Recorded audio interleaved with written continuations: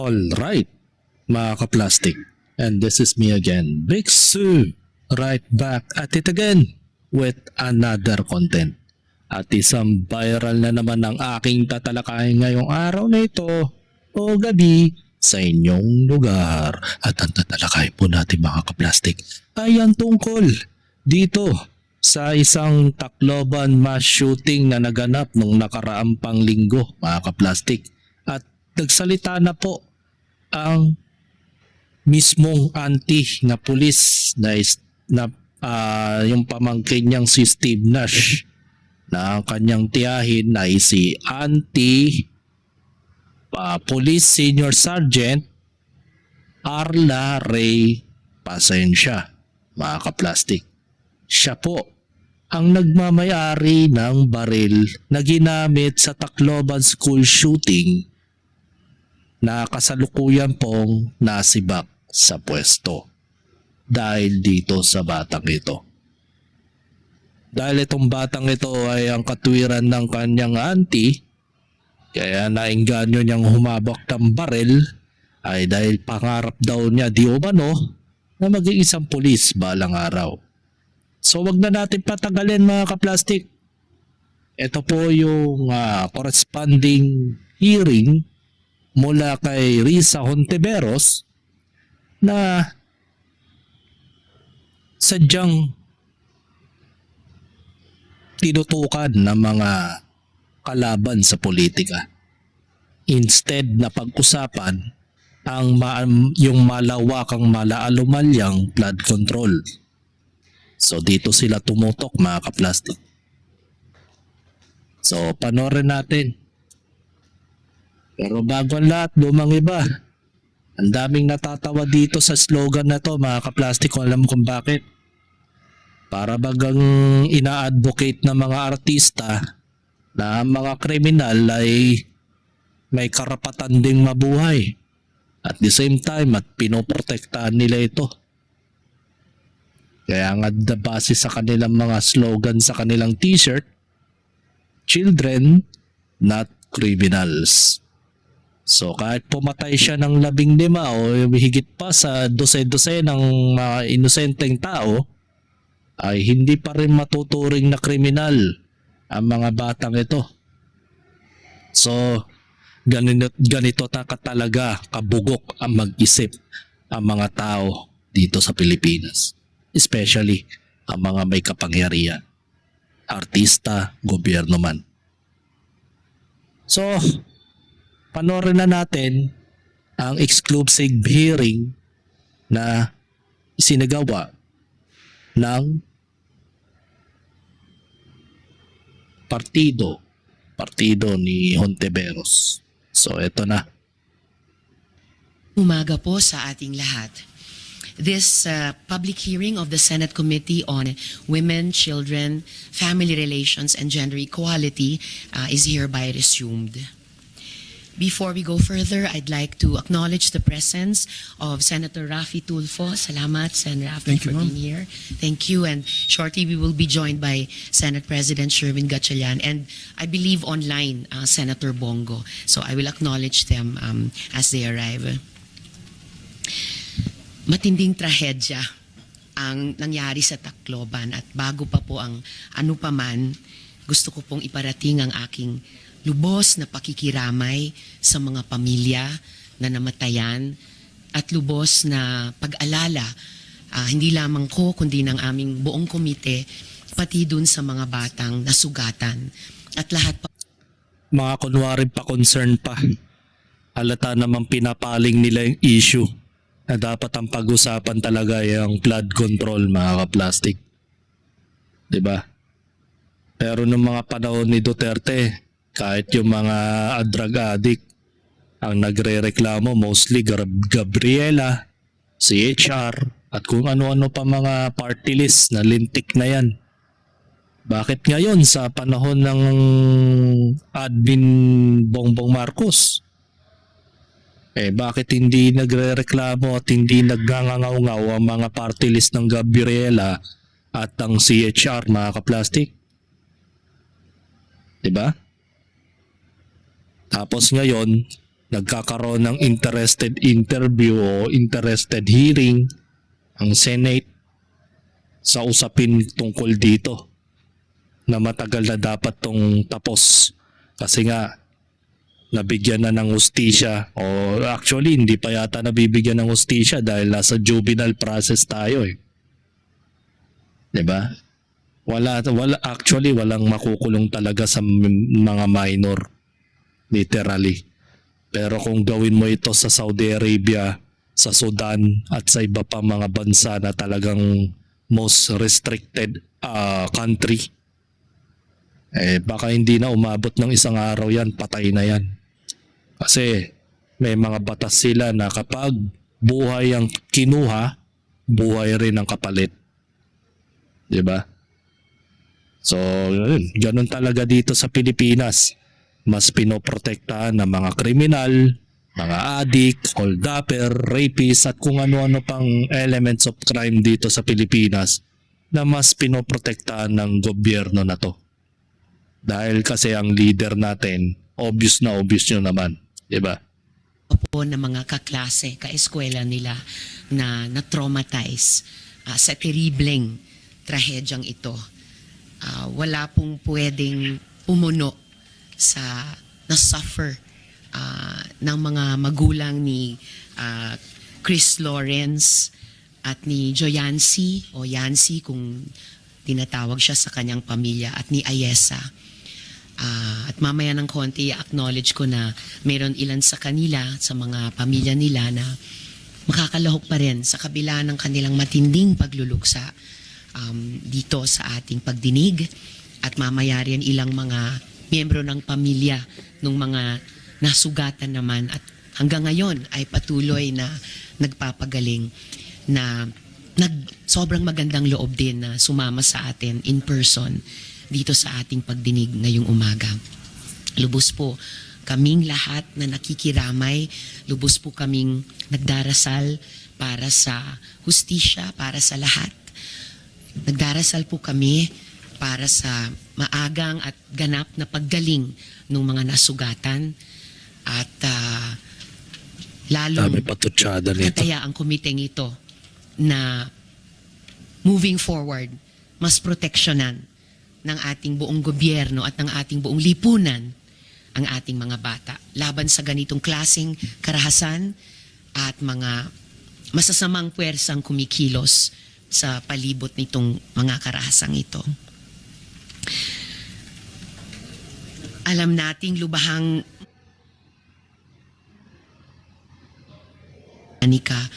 between. Sila na rin po ay magkikwento mamaya tungkol sa pangyayari nung teribleng umagang iyon at kung papaano rin nagpapagaling pa ang kanilang anak, kanilang kapatid ngayon sa ospital. Lahat po tayo dito ay nayanig. Lahat po tayo dito ay galit. Lahat po tayo.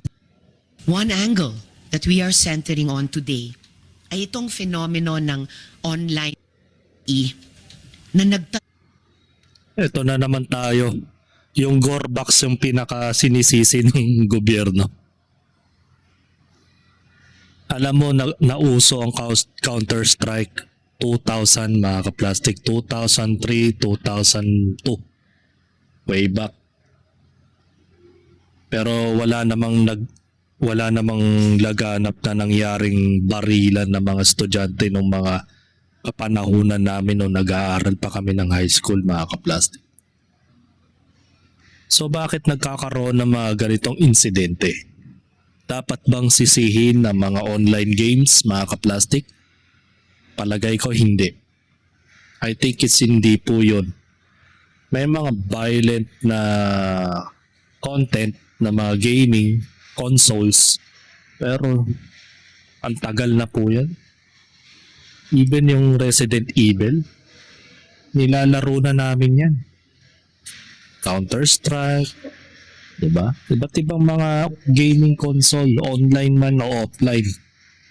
Talagang di maiwasan yung mga times na may batayan, may gulpihan sa mga laro. Kahit ngayon, nauuso yung Mecha Chameleon, di ba? Mecha Chameleon, parang barilan din yung tema. Hahanapin mo yung nagtatagong karakter sa isang singit-singit na place o kwarto man yan o kahit mga surface like kahon, mga lamesa na dumidikit sila at ihahambing nila yung kulay nila doon. May barilan din doon. Baka mapansin din to ng gobyerno, mga kaplastik.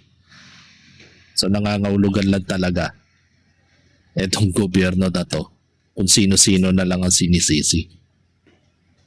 Alam mo, ang pinaka-most na dapat sisihin dito, nasa magulang.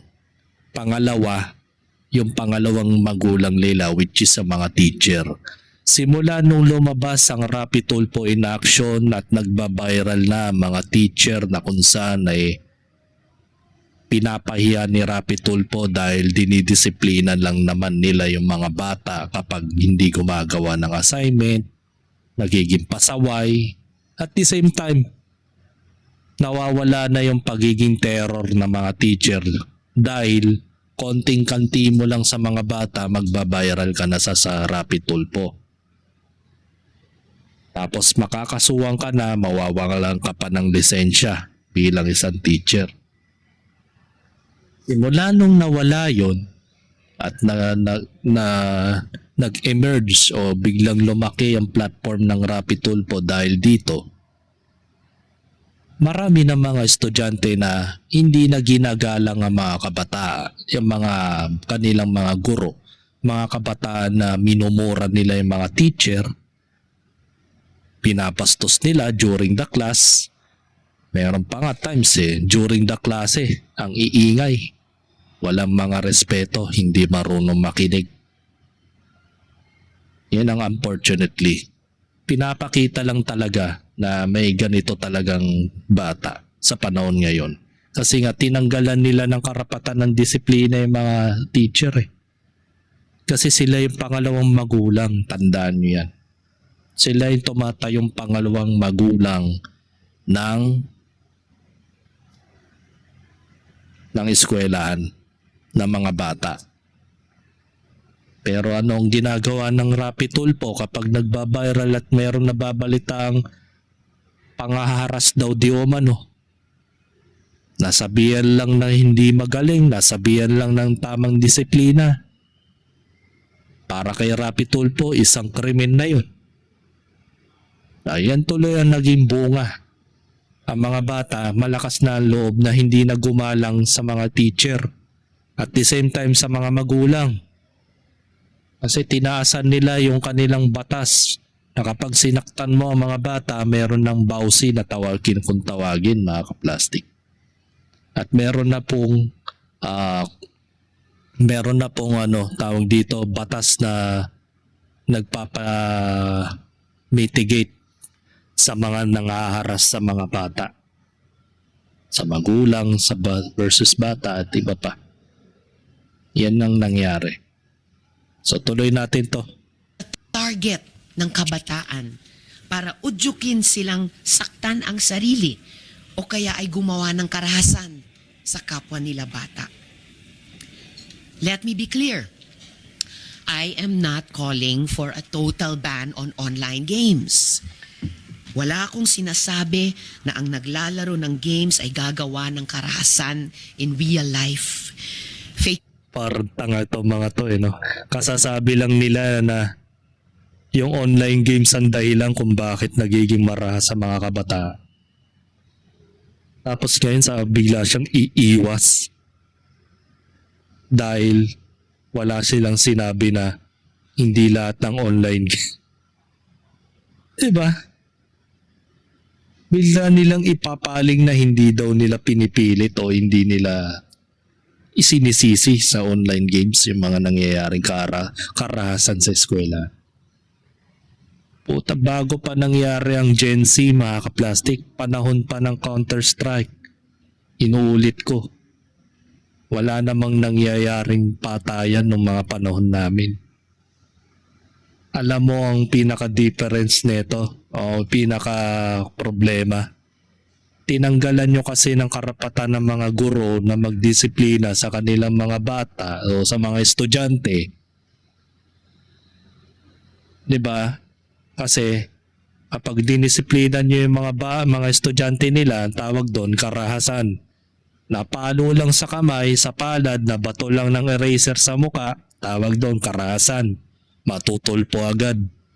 Matatanggalan pa ng trabaho yung taong ang layunin lamang ay maging mabuting tao yung binatuhan niya ng eraser. Di ba mga tarantado tong mga gobyerno na to, especially yung Rapi Tulfo na yan. Sila ang dahilan kung bakit ang mga teacher wala nang pakialam sa mga bata. Iniisip na lang nila makasurvive lang sila sa isang araw na hindi sila mai-stress. Isipin mo, isang araw lang na makaligtas sila, solve na yung araw nila na kahit na magloko-loko yung mga bata during the classes. Wala na silang pakialam, hindi na nila kakantiin yan kasi nga, once nakantiin mo sila, 100%, mawawalan sila ng trabaho. Ang hirap kaya sa panahon ngayon maghanap ng trabaho.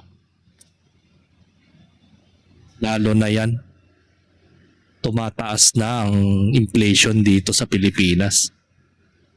Tapos tatanggalin ka lang ng dahil lang sa reklamo ng mga tarantado sa Rapi Tulfo. Tapos ngayon, sinisisi nyo sa Gorbox, sa Roblox at kung ano-ano pa mga laro. Tapos ngayon sinasabi ni Risa Ontiveros ganito. Total ban on online games. Wala sa kapwa nila bata. Let me be clear. I am not calling for a total ban on online games.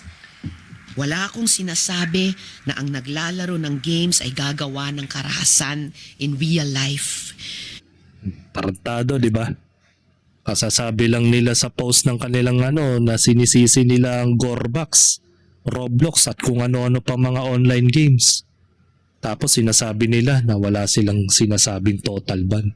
Hindi nila kaya kasi nila ang mga developer na iban sa Pilipinas yan. Kasi nga, ano yan nasa internet na yan Kahit na maban nila yung server niyan, gagawa ng paraan ng bata para makapag-access sila sa server na yan.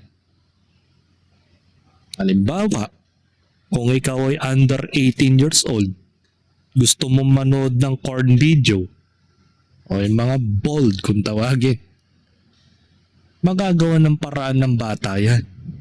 Ang una nilang hakbang para makapanood ng gold ni Wally ay ipepeke nila yung Gmail account nila as a 18 years old. Kasi ang Google, madali lang naman gumawa ng Google account dahil hindi naman hinahanapan ng ID yan. Or dili kaya, pwede naman nilang hindi nila i-login ng kanilang Gmail account, i-incognito nila, tapos ibabrowse nila yung website. Ang daming paraan mga kaplastic. Ganun kadali lang ma-access kahit yung mga online games. Kaya nilang i-access yan kahit iban nila yan. Nakikita ko sa lugar namin, sabi raw ban na raw ang Roblox. Pero nakikita ko may naglalaro pa rin ng Roblox sa lugar namin, mga bata pa. Ibig sabihin, nakakayang gawan ng paraan. Walang magagawang gobyerno dahil ang gobyerno taga-bantay lang ng mga o taga-silbi lang ng mga ginagawa dito sa bansa natin. Fake news po iyon. Maraming kabataan ang naglalaro para magpahinga, makipagkaibigan, matuto at maglibang. Malinaw po sa akin, hindi games o gaming community ang kalaban. Tungkol ito sa mga panganib na pwedeng kaharapin ng mga bata habang naglalaro at nakikipag-usap online. Patungkol dyan, naritong ilan sa aming mga natuklasan. Trigger warning po sa lahat ng nanonood dito at online. May mga indikasyon po na ang naganap na pamamaril sa Tacloban ay may impluwensya ng grupong tinatawag na 764. Ano ang 764? Nagsimula ito sa Texas, USA, ng isang 15 years old na ang pangalan ay Bradley Cadenhead. Cadenhead claims an individual he met through the online game Minecraft aided him in starting 764. The first 3 digits ay zip code niya sa Texas. Ang modus ng grupong ito, maghanap ng mga vulnerableng minors online at hikayatin na gumawa ng kahindik-hindik na bagay. Sabi mismo ng FBI, the leaders of the group are pushing victims to create graphic pornography, to harm family pets, to cut themselves with sharp objects, or to even die by suicide. Halata namang lahat na lang ng mga kontekstong hinahanap nila base sa ibang bansa eh.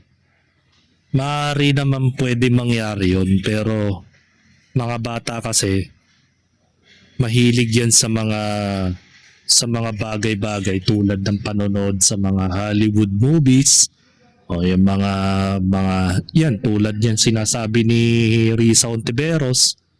Pero hindi nangangahulugan lahat ng bata nakakapag-access na gawin yon o makapaggawa ng mga ganong bagay. Nasa tamang gabay kasi ng magulang yan para ma-prevent yung mga ganyang discovery na hindi natin inaasahan, mga ka-plastic. So, parang wala dito yung interview yata ng ng mga batang ito.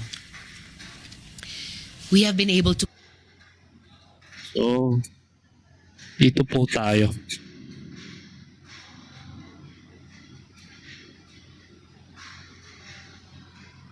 Tingnan natin to.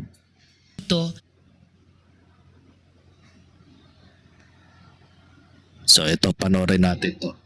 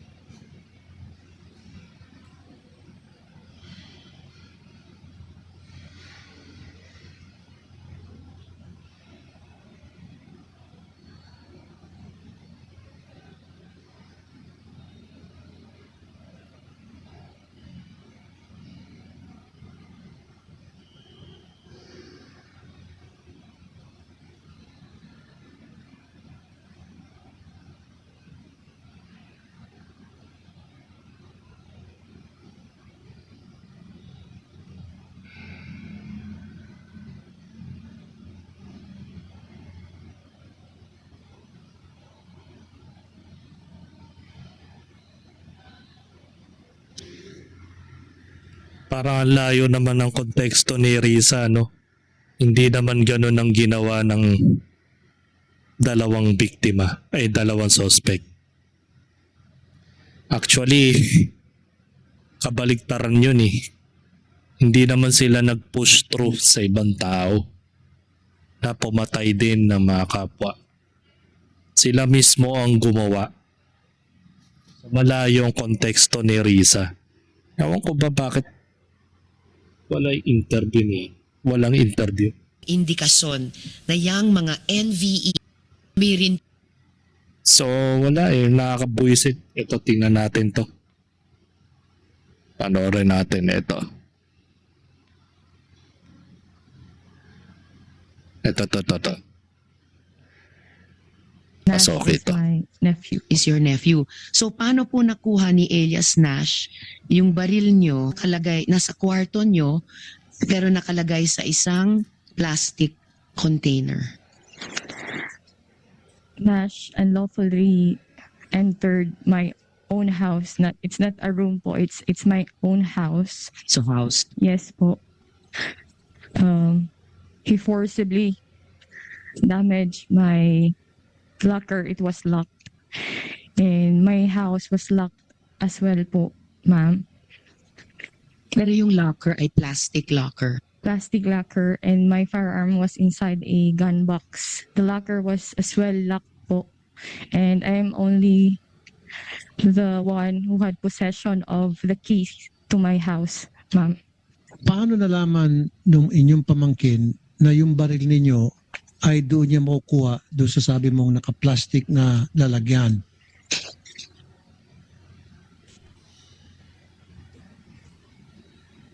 Sen, Rafi, I have only one locker in my room. And siguro naghanap siya kung saan ko pwede mataguan. Yun lang po ang area na may lock po. Okay. Now, balita na isinasama mo raw ata sa target shooting sa firing range, yung pamangkin mo?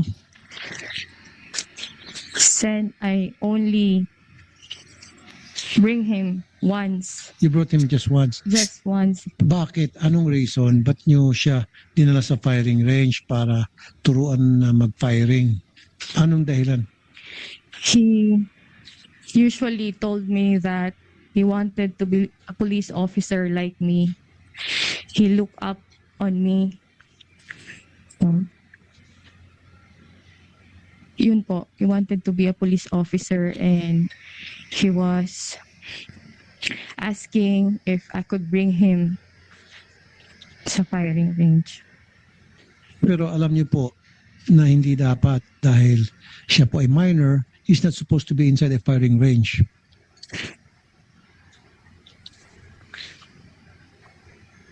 Sergeant, pakisagot sa tanong ni Senator Raffy. Based wala po ako. May nagdidikta. I have no personal knowledge na may prohibition po.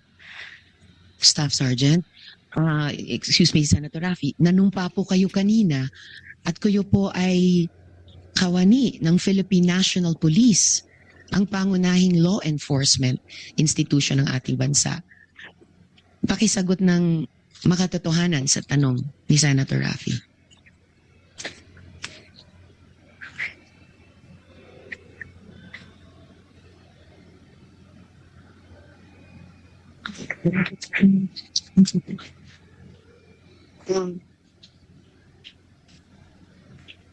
Ano po ulit ang Hindi nyo ba alam na hindi dapat makakapasok sa firing range ang isang menor de edad?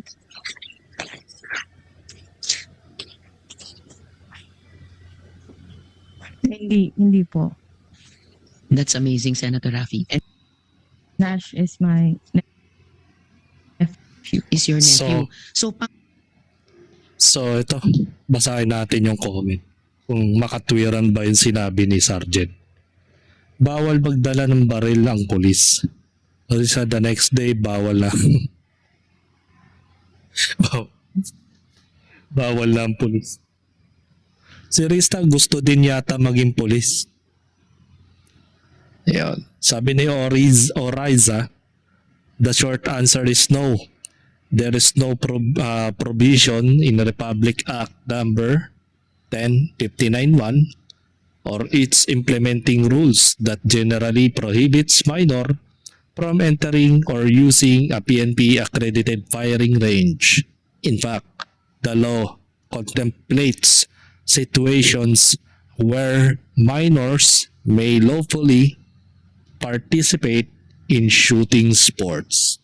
Sa mga ngulugan, hindi po siya pwede na gumamit ng baril, lalo-lalo na kung sa firing shooting area.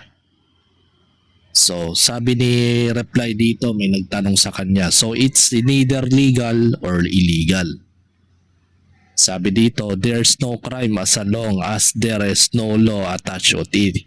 Basically, good ning Senate inquiry in aid of legislation to check and correct or create law regarding such. Pero walang idea si Risa tapos si Rapi, they're just assuming na merong batas sa prohibiting minors. So, pinapaliwanag ni Oriza na hindi nasa dalawang state tayo na pwedeng illegal o legal ang paggamit ng baril sa firing shooting area. Plastic. Kasi base sa paliwanag ni Oriza rito, hindi alam walang idea si Risa o si Rapi Tulfo, tapos nag-assuming sila na merong batas na nagpo-prohibited na gumamit ng baril ang mga minor. Mga kaplastik. Sabi ni Pinky Muldong, correct me I'm wrong, but I don't think there's a law that prohibits minors from getting inside firing range. Sabi ni Rhodes, minors are allowed in shooting range. Children and teenagers can join supervised shooting sports program. They must be under the direct supervision of a qualified coach, instructor, or parent guardians. Many clubs start juniors with air pistols 10 meter before the progressing to firearms. Parents or legal guardian usually need to provide written consent. Competitions often have separate junior age categories. So, ibig sabihin, kapag nasa legal guardian ka nga naman ng magulang mo, may possibility na allowed ka na gumamit ng baril sa sa shooting firearms sa mga training na ganyan, kasi meron din naman ako nakikitang ganyan na bata pa lang pinag-aaral na mag-shooting. Di ba meron din mga artista bata pa lang pinag-aaral na sa firing? Hindi ko na pwedeng banggitin, pero pwede nyo naman i-research kung sino yung mga artistang mga bata pa lang ay pinagahawak na ng baril at nagpa-firing training sila sa loob. Kalalambing ng mga tanong ng senador, anong meron? Kahit ano pa man ang sagot niya, kulong na yan, bakit pa kailangan i-hearing? Para mapaling, mga kaplastik, ang issue na dapat ang pag-usapan ay flood control, di ba? So, ayun. Sabi kasi ni AI tungkol dito, nagtanong din ako hindi tama ang labag sa batas ang ginawa, hindi sapat na dahilan ng pangarap maging pulis para pahintulutan ng 14 taong gulang na humawak ng gumamit ng baril. Ayan. Ano masasabi ng batas? Republic Act 1059, no? Di ba? Pares lang. Comprehensive Firearms Ammunition Regulation Act. Hindi maaaring magkaroon ng lisensya ang wala pang 21 taong gulang. Mahigpit ay pinagbabawal ang pagpapahawak o paggamit ng baril sa minor de edad maliban sa espesyal na aprobadong programa at mahigpit na pangangasiwa. Walang probisyon na magpapaintulot dahil lamang pangarap maging pulis. May batas ding nagpaparusa sa nagiiwan ng baril sa madaling maabot ng minor de edad. Yun, 11766, yari. Ito yung kakaharapang kaso ni Pasensya, mga kaplastik. PNP serbisyo ng pulisya bilang opisyal mas mahigpit ang pamantayan, obligadong maging halimbawa at sumunod ng mahigpit. Hindi sapat ang pagiging kamag-anak o tiyuin o bilang pangangasiwa kung walang formal na aprobadong program. Tungkol sa narinig na ipinaliwanag sa pandinig, Ang pagpapadala sa shooting range ay hindi otomatikong katwiran. Kahit may intensyon sanayin, bawal pa rin kung wala sa loob ng aprobadong kurso o formal na pangangasiwa ng PNP, FEO. Kung nagamit ang baril ng walang formal na paintulot, maaaring may kaso para sa paglabag sa RA 10591. Pagpapalawak ng baril sa menor de edad, papahawak pala. Paglabag sa alintuntunin, serbisyo ng pulis. Karagdagang kaugnayan sa kaso sa Katacloban. Ayon sa impormasyon, ang baril ay galing sa opisyal tungkulin niyang panatinihing ligtas at nakakandado ito. So hindi lang basta-basta nakakandado lamang. Dapat yung baril nakahiwalay po yung bala. 'Di ba? Yan ang most of the top. Aanin mo naman na nakalagay sa locker. Nakatago siya sa locker, sa plastic locker pa. Na kayang distrongkahin ng bata. Kung nandun naman yung kompleto na baril na mayroong pambala. So sana dapat pag nagatago kayo ng mga armas, itago nyo na rin yung bala. Inaanglak nyo na po yung yung laman.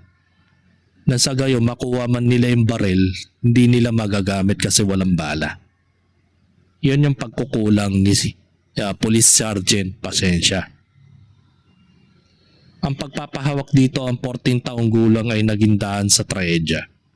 Sa madaling salita, hindi tama ang labag sa batas ang ginawa ni PSSG Pasensya. Hindi sapat ang pagnanais ng bata na maging pulis para lampasan ang batas tungkol sa edad ng paghawak ng baril. Diba? So nangangahulugan, illegal ang ginawa ng ating police senior sergeant. Diba?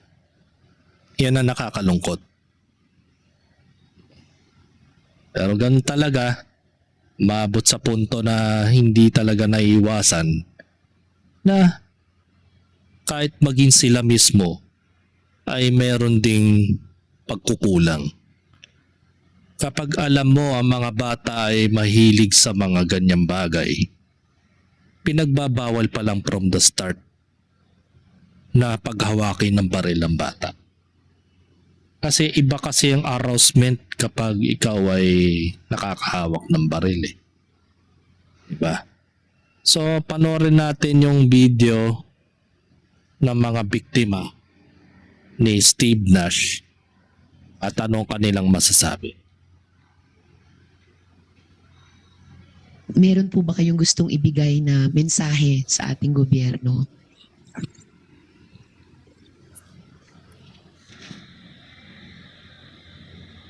Kung gusto ko lang sabihin na kung pwede, pababaan yung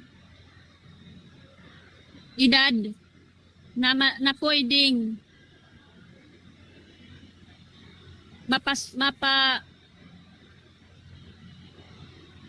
pwede nang makasuhan. Kasi sabi niya nung yung nakabaril sa anak ko, wala daw crime liability. So paano yan? Isa sa lang yan sa bahay Pag-asa? Pwede naman siguro. I agree.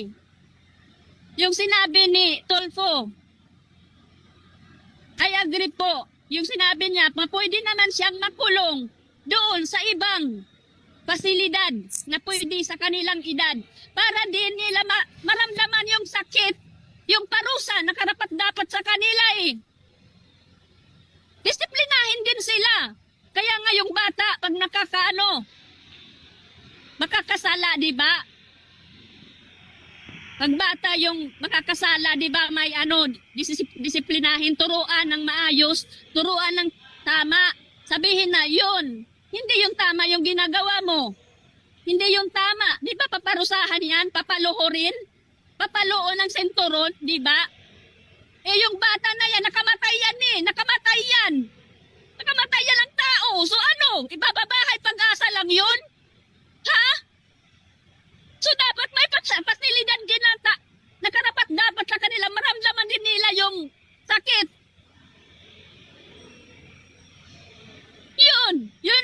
sasabihin ko. I agree with Tolfo. He said a while ago na dapat mayroong pasilidad na karapat dapat sa kanila, hindi lang yung bahay pag-asa na yan. Yun lang. Meron po Nagwawala na. So ano kaya masasabi nila? Juvenile prison sa Korea tawag sa Teach You a Lesson series. Bahay pag-asa sa Pinas. Ang tanong, nasan siya nang nangyari sa pagnanakaw ng baril niya? If duty siya, pwede bang mag-duty ng walang baril? At ang magulang ng mga bata na suspect, nasaan na? Ganun na lang? Pakisagot please. So, base dun sa screenshot na conversation ng dalawang batang suspect, ang sabi niya dun, inantay niya si auntie na umalis dumuti sa kanyang trabaho. Kasi nga nagmamadali yung dalawang suspect na baka maabutan sila ng kanyang auntie na hindi na niya makuha yung baril. So nangangahulugan yung baril na yun iniiwan ng pulis at hindi niya dinadala sa kanyang duty. Yun ang aking possibly na speculation na sagot. Kasi nung nabasa ko yung screenshot nila sa recent content na binasa ko yun, nagmamadali si Steve Nash na distrongkahin o ipuslit yung baril ng kanyang auntie. Nakasalukuyang wala si auntie dun sa bahay. Natatakot daw siya na baka maabutan siya ni auntie kaya hindi na daw niya magagamit ang baril pag naabutan. So nangangahulugan forcibly na dinistrong ka ang kanyang locker without knowing yung auntie na may gagawin palang kademonyoan yung kanyang pamangkin. So ibig sabihin nasa trabaho po itong si PSSG, pasensya. Yun ang aking sagot. So nangangahulugan, nasa duty siya nang wala siyang dalang baril. O maybe, dalawa ang kanyang baril at ang yung isang spare na baril niya na tinago niya doon ay nasa bahay. At ang isa naman, dala-dala niya sa duty niya. Pwedeng ganun. Kasi meron talagang pulis na hindi lang iisa lang ang baril na kanyang gamit. Minsan dalawa, tatlo, di natin masasabi. Conforme yan, lalo na yan, police senior sergeant siya, may posisyon na. So nangangahulugan, hindi lang iisang baril ang gamit ni PSSG, pasensya. Maaring dalawa, tatlo yan. Yung isa, tinatago niya sa kwarto niya o sa locker niya. Unfortunately, na-distrong ka ng bata. Na-tsempohan niya na wala doon yung kanyang auntie. Kaya ninakaw niya ito. Yan, mga nakaupong senador, kung sa inyo nangyari na patay ang iyong anak, ano ganon-ganon na lang? Okay lang ba sa inyo nasa bahay sa pag-asa lang? Actually, kung ako lang ang masusunod, dapat yan binibitay na eh. Kasi para yung mga bata, acknowledge na may consequence ang kanilang ginawa. Sabi nga sa ibang bansa, kung buhay ang kinuha, dapat buhay din ang kapalit. Plastic. So, alam mo naman dito sa Pilipinas, ang mas pinoprotektahan ay ang mga kriminal at hindi ang mga inosenteng tao. Malinaw na malinaw yan. At nakikita yan ng hindi lang ako nakakakita. Pati ng mga ibang tao. Mga taong bayan na nakakapanood, nakakapag-obserba na ang mga gobyerno, ang mga artista ay usually mas pinoprotektahan nila ang kriminal. Kagaya na lamang ito, ang suot ni Ann Curtis, plastic. Ayan. Yan. Children's not criminals. Yan ang kanyang slogan. Diba? Lupit. Bago tayo magtapos, ito po yung mga ugali ng mga bata sa panahon ngayon. Dahil tinanggalan ni Rapi Tulfo ang mga ating guro na maging terror sila sa kanilang mga estudyante, ay ganito na lang ang mga sinasabi ng mga bata sa kanilang mga guro. Panoorin natin.